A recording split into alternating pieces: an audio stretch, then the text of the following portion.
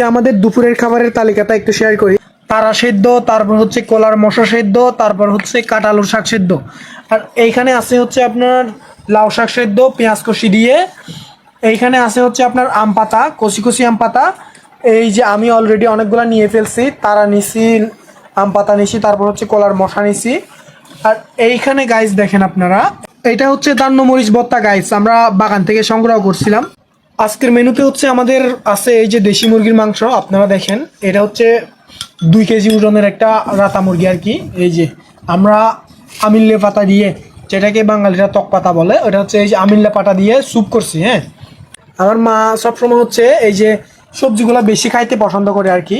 এই যে দেখেন এখানে সবগুলো হচ্ছে আমাদের পাহাড়ি খাবার, দেখছেন মরিচ ভর্তা, তারপর হচ্ছে লাউ শাক সিদ্ধ, আর হচ্ছে আম পাতা। এই যে কচি আম পাতাগুলো হচ্ছে আমরা পাহাড়িরা অনেক বেশি করেই খাই, সেটা হচ্ছে আমার মা বেশি করে খাই। দেখেন উফ, আমার মা নাকি মাছ মাংস তার পছন্দ না, তার নাকি এই যে এই পাতাগুলা বেশি পছন্দ। আপনার জঙ্গলের মধ্যে যে পাতাগুলা পাওয়া যায় আর কি, লাইক আগের ভিডিওতে আপনাদেরকে যেভাবে দেখাইছিলাম, এই যে কলার মানে কলার গাছ, তারপর হচ্ছে আপনার কলার এই যে মশা, তারপর হচ্ছে আপনার দেখি শাক, কাঁঠালুর শাক।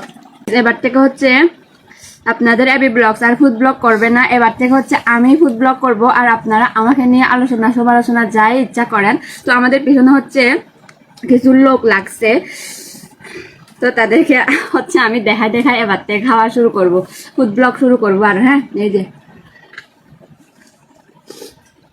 আপনারা দেখেন আমি যে খাবারগুলা দিই প্রতিদিন, প্রত্যেকটা ভিডিওতে হচ্ছে আমার সেদ্ধতা অবশ্যই থাকে।